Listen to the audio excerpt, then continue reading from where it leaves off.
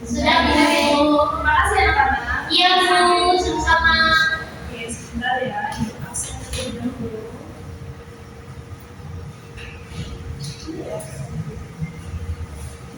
Hari ini ada yang tidak hadir? Hadir semua Bu. Oke, suara hati. Hadir Bu. Sudah Bunga Marisa hadir Bu. Maya Lalu hadir Ibu. Ya, alhamdulillah semua ya hari ini ya. Ya Bu. Oke, sebelum kita mulai pelajaran hari ini, mohon ketua kelas untuk memimpin doa terlebih dahulu. Baik Bu. Teman-teman, sebelum memulai pembelajaran pada hari ini kita berdoa. Berdoa dan percaya masing-masing. Berdoa mulai. Berdoa selesai beri salam. Assalamualaikum warahmatullahi wabarakatuh. Terima kasih anak-anak. Oke, hari ini kita akan memasuki materi yang baru, yaitu identifikasi elemen dalam teks naratif. Kalau minggu lalu kita sudah mempelajari tentang teks narasi dan deskripsi. Ada yang masih ingat terkait materi yang sudah dibahas minggu lalu?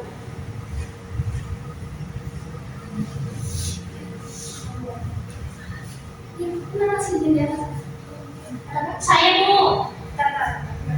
Ada yang masih ingat terkait materi yang sudah disampaikan minggu lalu? Saya Bu. Boleh sore hati? Jadi minggu lalu kita sudah membahas tentang teks narasi dan teks deskripsi.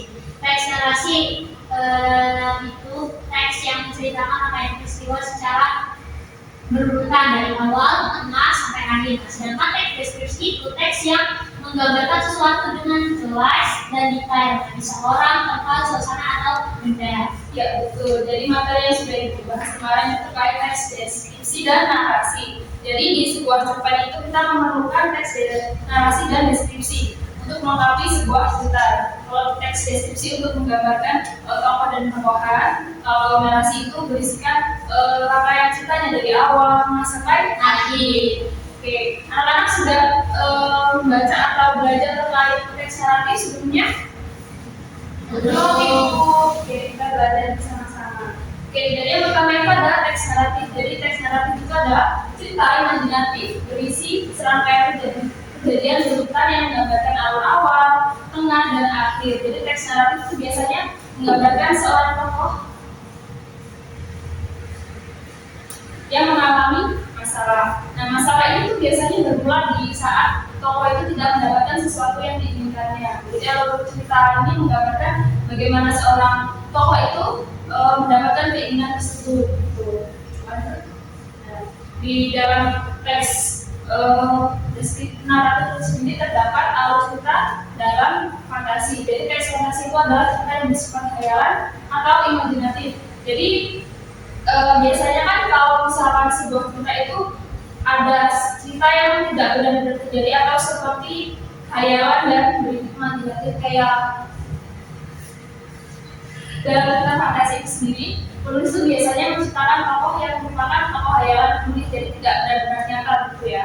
Nah, cerita fantasi itu dapat berubah cerita yang menceritakan kejadian di masa depan. Jadi cerita fantasi itu biasanya tidak menceritakan cerita di masa lalu atau masa sekarang, karena biasanya dia menghayalkan di masa depan. Seperti kita juga kan biasanya suka berkhayal gitu ya, hanya saja tidak dijadikan cerita. Kemudian ada contohnya. Nah, di sini ada contoh yang Ibu cantumkan. Yang pertama itu wajahnya bulat bagai rembulan malam. Ada yang tahu ini termasuk ke dalam majas apa?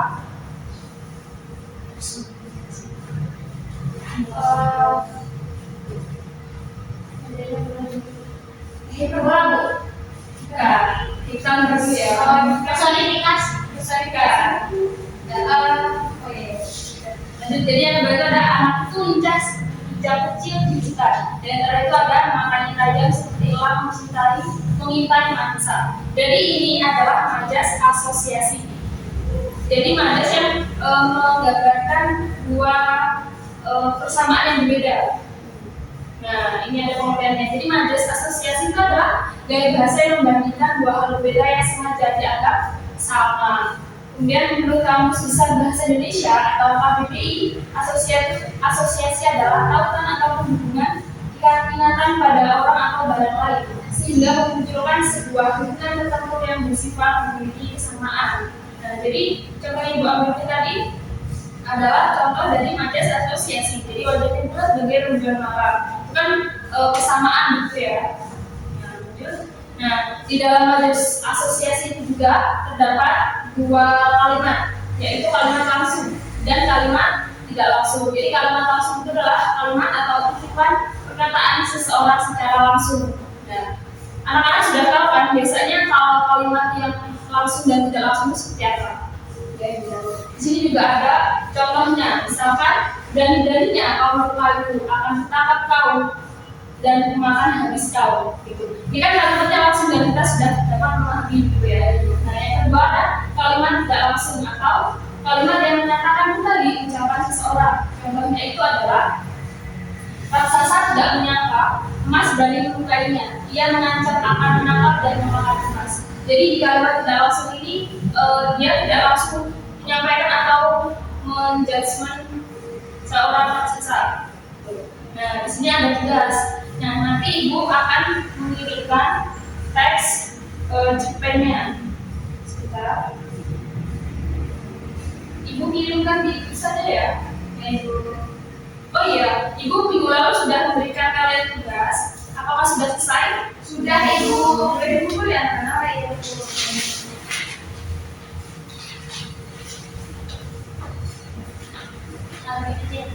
Terima kasih ya saudara. Oke, itu cerpennya sudah ibu kirimkan di grup. Nah, tugas kalian nanti kalian mencari masalah apa yang dalam tokoh dan apa keinginannya. Kemudian yang kedua ada apa saja rangkaian usaha yang ia lakukan atau kejadian yang ia alami untuk menyelesaikan masalah tersebut. Dan yang terakhir itu apakah tokoh utama mendapatkan apa yang ia inginkan atau mengubah dirinya dan keinginannya sendiri. Ya, dikerjakan di kertas, di buku ya karena nanti ibu beri waktu 10 menit dari sekarang. Ibu ini diberikan iya saja. Jangan sendiri-sendiri ya. Ya ibu.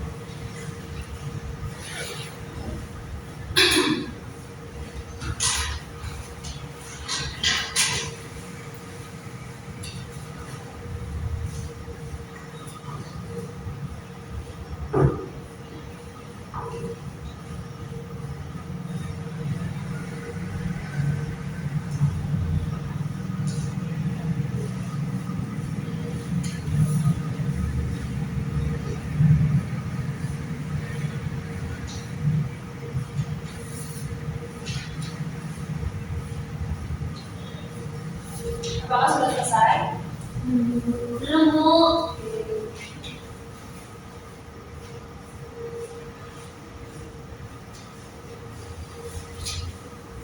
Zahra yang dia cetak. Zahra dan Bunda ya. Guys ini sendiri. Saya nggak pernah nakal. Mayang juga pernah nakal. Ya.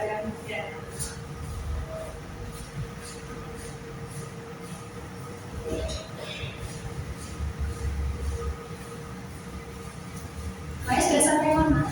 Sudah. Bagus ya. Sudah Bunda sudah sampai mana? Lagi itu. Kapan selesai? Sore lagi sudah selesai? Sudah Bu. Iya Bu, itu dikit lagi selesai. Boleh berbicara? Ya, bagus. Menekan Bu gitu. Dan betul seperti itu ya. Kalau sudah selesai boleh dikumpul ya nak. Kan anak sudah selesai. Sudah ibu, oke boleh dikumpul. Sudah ibu.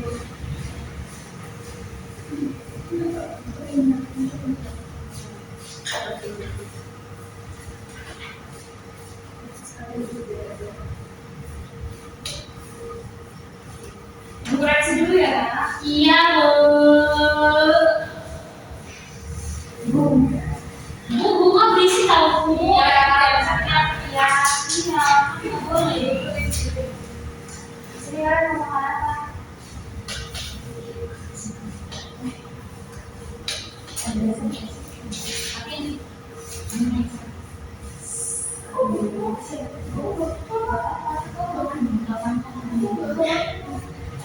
Anak-anak tahu jangan ikut ya. Ya Bu, maaf Bu. Pesan kalian sama sangat bagus sekali. Iya dong Bu. Oke, Ibu sudah selesai koreksi. Nanti Ibu akan masukkan ke nilainya ke dalam esensi. Oke, ini Zahra Bunga. Ya, ini sore hati ya? Iya Bu, bagusan Bu. Ya, bagus sekali. Terima kasih anak-anak sudah menyelesaikan Terus. Anak tadi kan sudah Ibu berikan tugas. Nah, anak-anak sudah memahami kan cara membuat atau menyelesaikan sebuah cerita fantasi dan cerita naratif.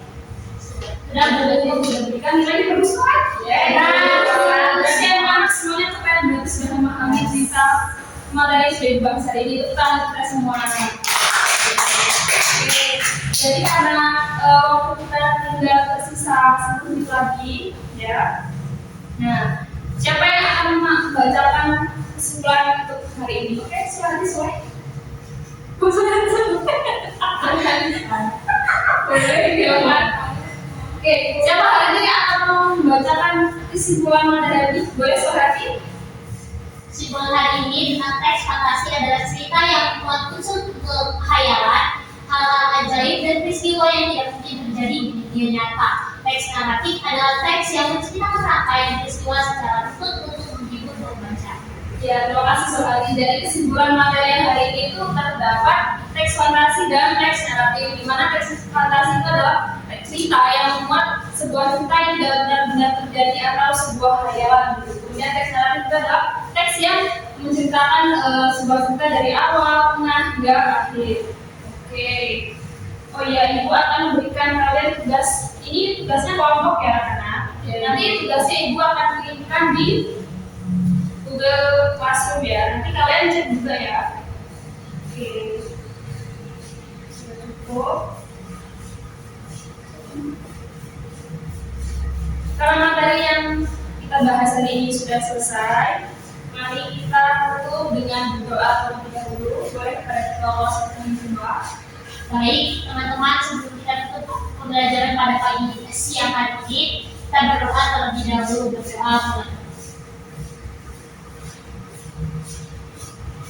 Berdoa selesai beri salam. Assalamualaikum warahmatullahi wabarakatuh. Oke, terima kasih anak-anak semua. Oh ya, Ibu mau mengingatkan kalau minggu depan kita akan membahas terkait materi membandingkan puisi diawan dan puisi prismatis ya. Jadi anak-anak tolong dipelajari dan dicari artikel atau bahan bacaan minggu depan. Oke, diucapkan minta maaf apabila selama Ibu mengajar dan memberikan materi hari ini terdapat kesalahan. Terima kasih atas partisipasinya dan semoga kita mendapatkan kesempatan untuk bertemu lagi di minggu depan dalam keadaan sehat walafiat. Wassalamualaikum warahmatullahi wabarakatuh. Waalaikumsalam warahmatullahi wabarakatuh. Tugasnya Ibu apa ya? Ya Bu. Kan masih ada kelas kami? Masih Bu. Masih Bu. Selamat ya kakak. Ya Bu. Tidak usah makan siang dulu. Ya Bu. Bukan ya anak. Ya Bu. Terima kasih Bu.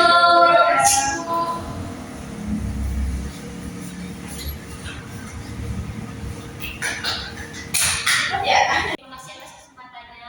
Di sini saya akan memberikan penilaian observasi, yaitu keterampilan mengelola kelas dengan nama calon guru Anissa Istiqomah dengan NPM 2313041208. Topik pembahasan yaitu teks naratif.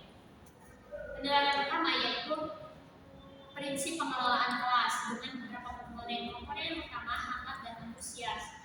Guru menunjukkan kerambahan kontak, akal ekspresi positif dan semangat saat mengajar dengan skor sangat baik. Lalu komponen kedua tantangan. Guru juga menggunakan stimulus yang memicu rasa ingin tahu siswa, pertanyaan benda, visual menarik, skornya baik. Komponen ketiga bervariasi. Guru telah memvariasikan metode media suara berat agar tidak monoton. Baik. Kelulusan. Guru cepat menyesuaikan strategi ketika ada gangguan atau perubahan situasi kelas. Baik. Penanaman disiplin diri. Guru telah membimbing murid agar bertanggung jawab terhadap perilaku dan tugasnya. Baik. Lalu penilaian yang kedua yaitu pengelolaan penataan ruang kelas. Komponen yang pertama pengelolaan meja kursi, penataan interaksi gerak guru dan kenyamanan belajar baik sudah sangat baik. Pengelolaan alat pembelajaran sudah sangat baik.